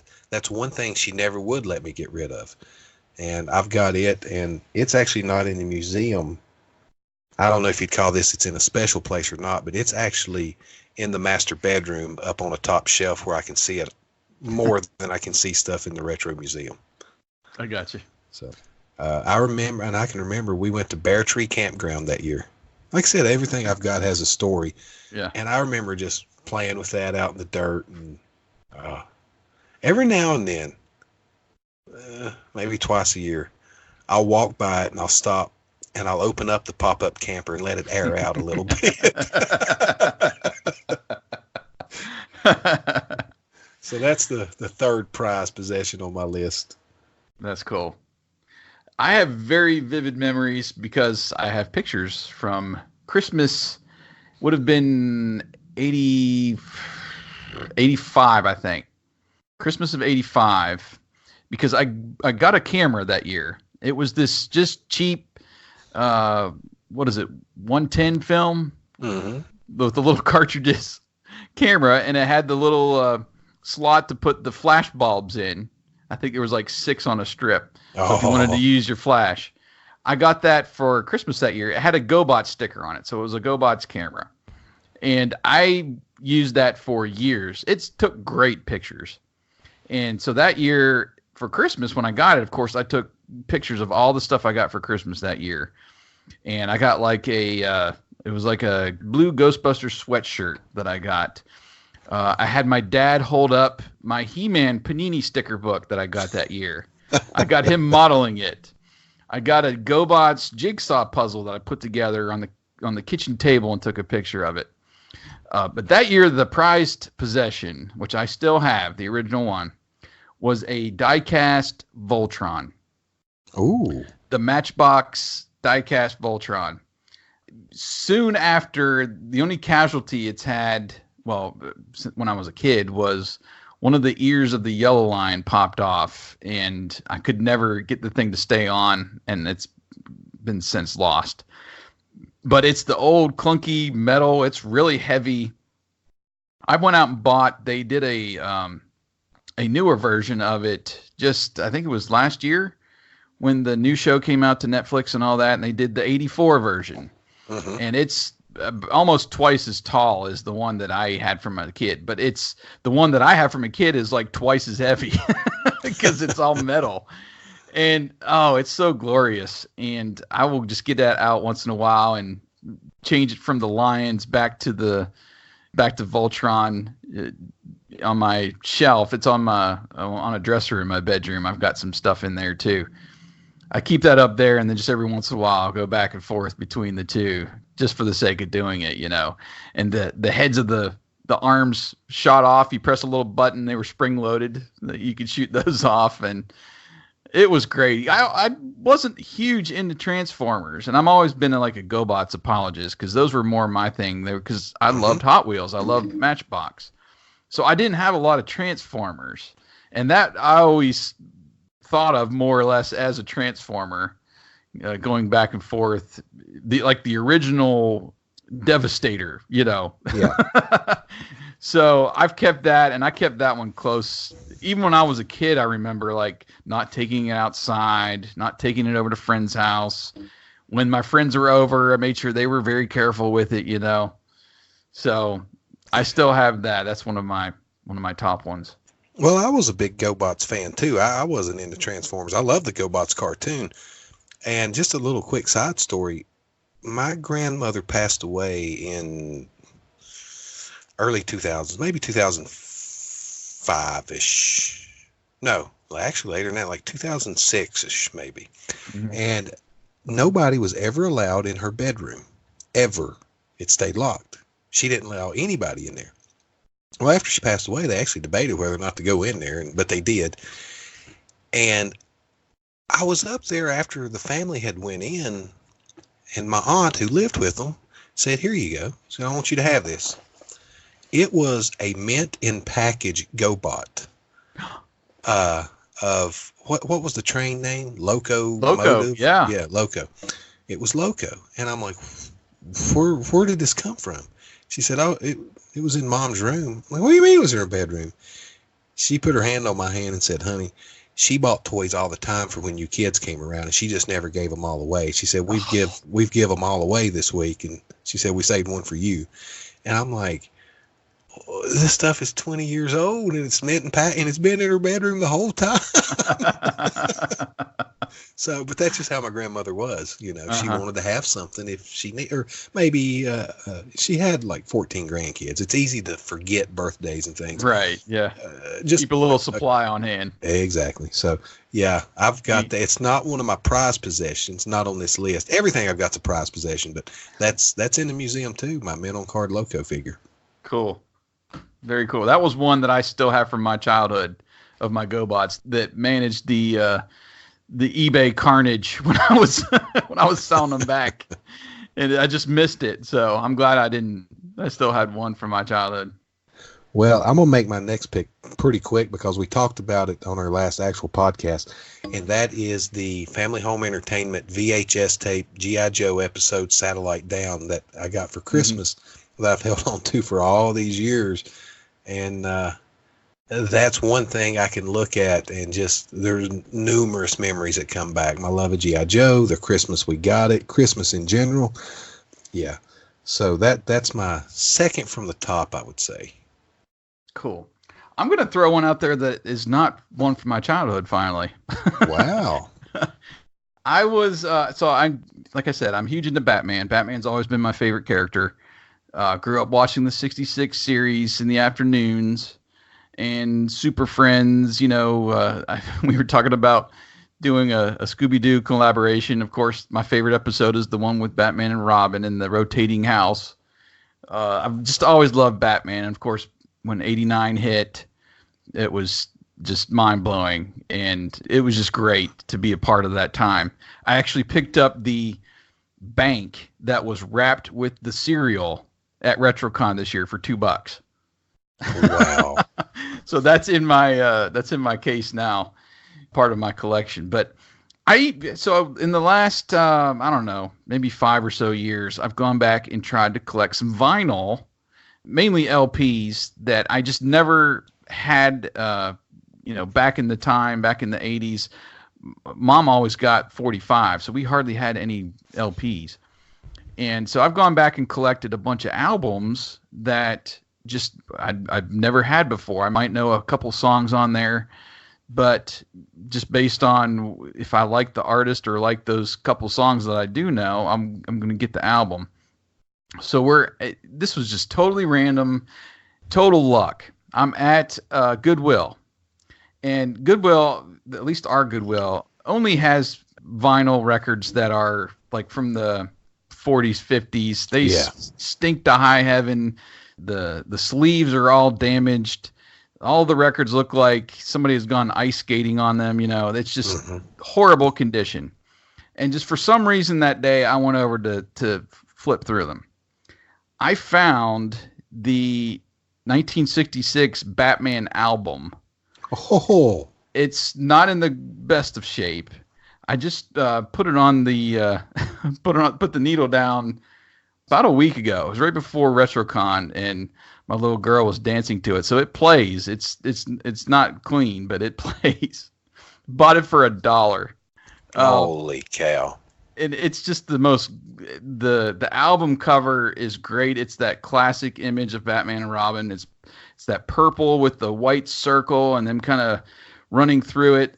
The tracks on it are just fun, 60s style music that makes you want to just, do the Watusi, the Batusi.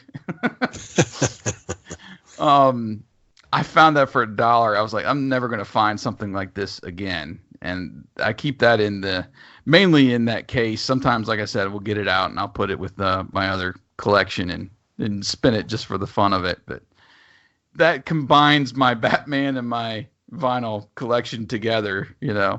I thought that would be a good choice for our list. Yeah. Well, the first thing on my list, and it holds no meaning to anybody, but you remember in the 80s when you could get Smurf Berry Crunch cereal and Smurf Magic Berries cereal? I do. You remember that? I do. Well, once upon a time on the back of Smurf Berry cereal, back when it was first released, they printed a game. And it had these little pieces, little cardboard pieces that you'd cut out and trifold into a little triangle and tape them together to be your pieces to use, your little characters. My mom cut that game out, and we played it forever. And I can't remember a time I ever asked to play it that she wouldn't. And that's something that she held on to as well. And I have the back of that cereal box. It's kind of raggedy now, and the pieces are raggedy, but you can still play it. And I'm not going to go into the whole story behind it, but that may be the most nostalgic piece that I have, that I own. Nice. Man, that would make a fun video to get that out and play that on video with one of the daughters. Absolutely, man. I might have to look into that. But that's my favorite piece that I have. From a cereal box. That's crazy. From a nostalgic point of view, it is the most valuable piece in my collection. Cool. I'm trying to figure out where to go with this last one, because I've got a couple things. I still have a baseball from a home run I hit in Little League. Oh, wow. That and it was one of only 2 home runs I ever hit. So having that baseball and still having it, and I wrote on the side of it the date and my name and who we were playing and all that. I keep that, but I don't know. I don't know if you have ever got into like the exclusive things that they offer, like Comic-Con exclusives through websites and stuff. I've never bought into just trying to get, because it's so expensive. And yeah, they do have some very, very unique things and cool things. And I've been fortunate to get a couple things based on just an online store having it after the fact and nobody else bought it. You know what I mean?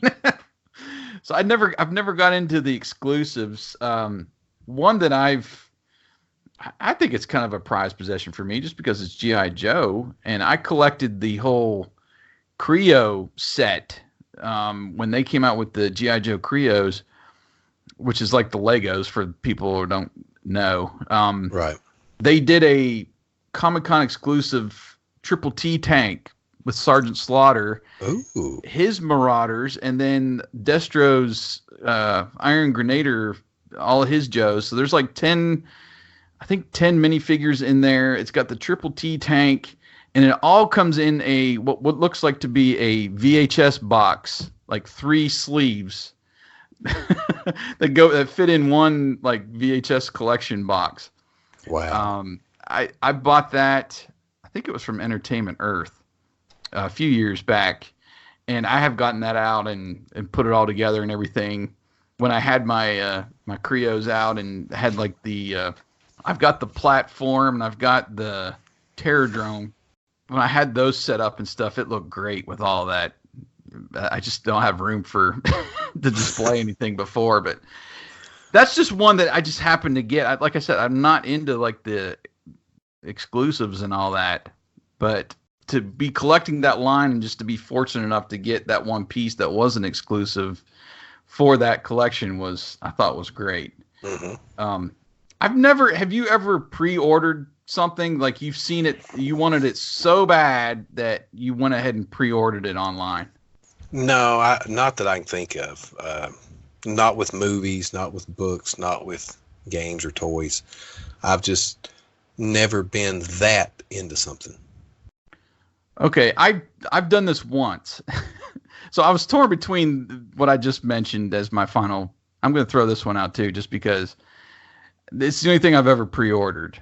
NECA makes these figures based on like the Nintendo games. So they like did a Rambo and they did a RoboCop and they did a Batman, and they're all like this kind of almost pixelated quality.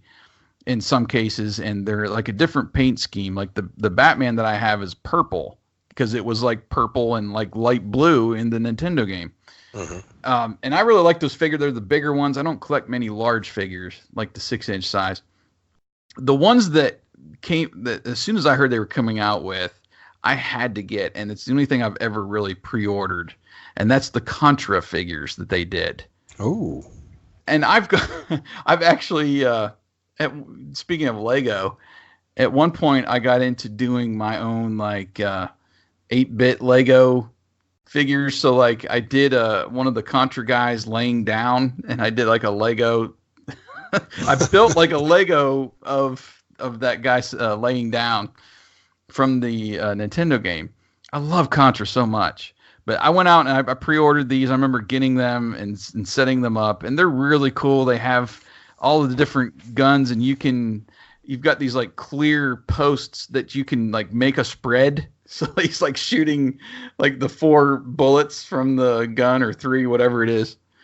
Those, between that Sergeant Slaughter set and then those Contra figures of modern stuff, I would say those are like more my prized possessions from just the last several years, and not vintage. Because I go back and forth. I love going to thrift stores and stuff, but I also like some of the stuff that they put out today too. So, yeah, okay. So I guess I'm done. That's between those two.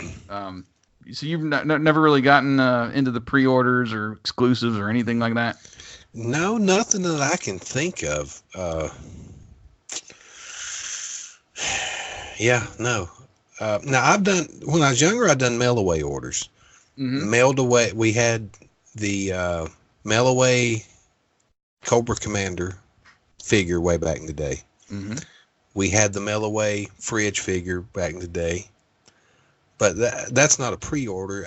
That's an only order, I guess. Right, yeah. But I never was. I've never been, even as an adult. I'm not a pre-order kind of guy. I'm more of we'll wait till the shine wears off of it, and we'll get it at a huge discount 6 months from now. Yeah. I've always been that same way. It's weird because I love having a story behind it, and it just stuff like that I didn't have as a kid, like that record that I found at Goodwill. Just finding stuff at random to me is more fun collecting than doing a pre-order or just doing something specific. Okay, I'm signed up for the Master Universe Classics, and the next figure is this, and I'll be getting him, and the next figure is going to be this, and it's not like a subscription thing. It's more just like at random stuff that I love finding. So, and you can do that, I guess, a little bit online, like I said. If you're waiting till the end and let's see what's on clearance. Right. I love clearance shopping too. So, all right. Well, I guess, was that it? Did we go through 5 each? Yeah. You got anything else you want to add? No. Well, maybe, but I think I'll save it for. Okay. You want to tell them what we're going to do with this list?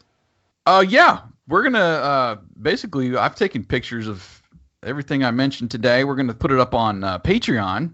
I'm going to throw a couple out just to our regular social media, so you'll get a little taste of that. But if you want to help us over there on Patreon for just $2, you'll get to see everything that we're talking about in full color. Right. And I'll probably throw a few things out on social media too, but I'll probably save a few pieces, some secret pieces that I'll just put on Patreon along with these 5 too. I've got a couple of those too that I didn't mention. Cool. Okay, so yeah, we're gonna put pictures of those all over there on Patreon for you to check out, and tell us some of your most prized possessions this week. Leave a comment to our show notes there on the Retro Network website, or hit us up on Twitter or something, and let us know what's your prized possession that you keep under lock and key from the kids. Would love to hear some of that this week, but. That's going to do it for the Time Machine. We're going to come back and wrap things up for you, tell you what's going on this coming week. Okay, we are back to talk about what's coming up and everything over there on the Retro Network website and in this podcast channel. What you got for us, Mick? Well, we're dropping, as you hear this, it will have already dropped the first of our essay contest entries that's really, really, really good that people need to go check out. It involves Atari and Christmas. So it's right up my alley right there to start with. We're going to have some other stuff this week, but we're closing in pretty quickly on October and the Halloween season. And we have a lot of stuff cooking right now that people are really going to enjoy. Some spooky and scary and Halloween-y and fall stuff coming up next month on the network. And plus all our usual podcasts and this and that. You said Halloween-y. Yeah. Well, speaking of Halloween-y, we will probably have a little something to do with the Adventures of Pete and Pete Halloween-y special. Just as a teaser. Okay. Very good. I've been seeing a little bit going back and forth there on our Slack chat, the topics and everything coming up. So, yeah, I like Halloween. I love getting into that spirit and finding stuff not necessarily you would associate without like Pete and Pete. Nobody's going to think of that and remember that it's got a Halloween special or something. But yeah, the oddball stuff is what really intrigues me, and not just what's your top 5 Friday the 13th movies or top 5 Halloween movies, whatever. I like that kind of oddball stuff, and we've got some of that coming up. We're trying to get together, like I even mentioned before, a roundtable on our favorite Scooby-Doo episode, since it just celebrated 50. So hopefully that will come together this week. Well, I meant to put a comment back to that on Slack. I feel like that would be something else fun to do in October, because all those had a spooky mystery theme to them. True. So I think it's definitely something we need to put together and save it for at least a week or so we can drop it in October. Okay. I know it gets farther away from the anniversary that way, but I think it suits the mood a little better. I like it. I like it doing it that way. That's cool. Coming up in podcasts, it's finally time. The Sequel Quest guys are back, and they're going to review Last Blood this Friday. So I've been looking at some of the reviews. It doesn't look like they've been very good. Really? How can it not? It's Rambo mixed with Home Alone. How can it not be very good? Well, it might be more of a Halloween movie, as much I hear the blood factor is up in this one, even compared to the last one. So I don't know. I'm interested to see it myself and see. I'm gonna go off on a tangent for just a second. So I seen a review the other day that was something to the effect of the new Rambo Last Blood movie is a perfect example of white male supremacy. And I'm like, what are you? Please drop it. Just please. It's a movie, people. If you like movies like that, go watch it and enjoy it. And if you don't, just don't watch it. Yeah. Anyway, sorry. That's part of being a critic, though. They love to grab onto something. Well, but this wasn't a critic. This is not a movie critic. This was a political commentator. Just stay out of it. I got you. Yeah. It's fantasy. It's Hollywood, people. Yeah. Calm down a little bit. Well, that's coming up. I'm looking forward to hearing that, especially since we've been talking about it and watching the trailers and everything. So, all right. Well, I'm sure we'll have some more stuff coming up. I was working on some music-related stuff this week, too. So that'll be coming up on the Retro Network. Be checking that out. But we'll have some fun stuff for you to check out this week, no doubt. And stay tuned for a giveaway coming up, like we were talking about earlier. You heard in the show the promo on the ugly Halloween sweaters. That's coming up very soon, so be on the lookout for that. Make sure you enter and take advantage of our exclusive promo code to save some money over there at HalloweenCostumes.com. So check that out this week, and that's going to about do it, man. We are Yesterdayville on Twitter, RD80s on Twitter, and of course TRN Social. If you're on Facebook, Instagram, Twitter, wherever you want to go, make sure you're connected with us. And that's going to do it this week, man. Have a good week. If anybody needs my pager number, just DM me on Twitter. I don't know how to follow that. All right. Everybody have a good one. Bye. Thanks for listening to the Retro Network Podcast channel. Make sure you listen to all of the great podcasts we have to offer right here in this feed. If you enjoy our channel, please give us a 5-star rating in your favorite podcast app. Connect with us on social media by following TRN Social, and visit the retronetwork.com website for your daily retro fix. Come back next week for another episode of the Retro Network Podcast.